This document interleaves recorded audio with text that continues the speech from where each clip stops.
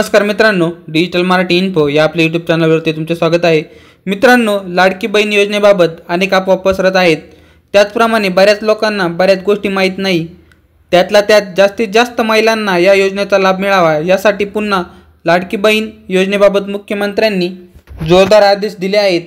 काही महत्त्वाच्या सूचना दिल्या आहेत। त्यापैकी एक म्हणजे आता 3च कागदपत्रांवर महिलांची पात्रता ठरणार आहे। कुठल्याही तुमच्या डॉक्युमेंटची गरज पडणार नाही।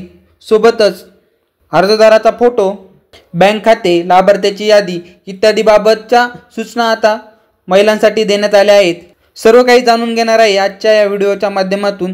तर व्हिडिओ नक्की शेवटपर्यंत पहा व चॅनलवर नवीन असाल तर चॅनलला सबस्क्राइब करून ठेवा, म्हणजे असेच नवनवीन माहितीपूर्ण व्हिडिओज आणि अपडेट तुम्हाला लगेच भेटत राहतील। चला तर व्हिडिओला सुरुवात करूया। या योजनेच्या आर्थिक निकषानुसार 2.5 लाखाची वार्षिक आर्थिक मर्यादा ठेवण्यात आली आहे। त्याचप्रमाणे ज्यांच्याकडे पिवळं केशरी रेशन कार्ड आहे ते फक्त आधार कार्ड, आपला पासपोर्ट फोटो आणि केशरी व पिवळ्या शिधापत्रिका धारकाच्या पहिल्या व शेवटच्या पानाच्या झेरॉक्स इतक्या कागदपत्रांच्या आधाराने योजनेचा लाभ घेऊ शकतात। त्यामुळे त्यांना अधिकच्या कोणत्याही कागदपत्राची गरज पडणार नाही। ज्यांच्याकडे शिधापत्रिका नसेल त्यांनी उत्पन्नाचा दाखला काढणे गरजेचे आहे।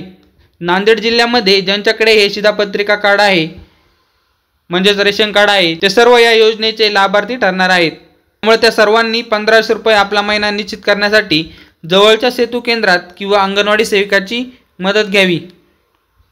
त्याचप्रमाणे 1500 रुपये लाभ बँकेत जमा होणार असल्याने महिलांचे आधार कार्ड, बँक खात्याची माहिती काळजीपूर्वक अर्जामध्ये भरणे आवश्यक आहे। त्यासाठी आधार कार्ड व बँक खाते लिंक असणे आवश्यक आहे। योजनेसाठी राज्याच्या अर्थसंकल्पात आर्थिक तरतूद करण्यात आलेली आहे। रक्षाबंधनापर्यंत सर्व पात्र लाभार्थ्यांच्या खात्यात जुलै व ऑगस्ट महिन्याचे पैसे जमा करण्यात येणार आहेत।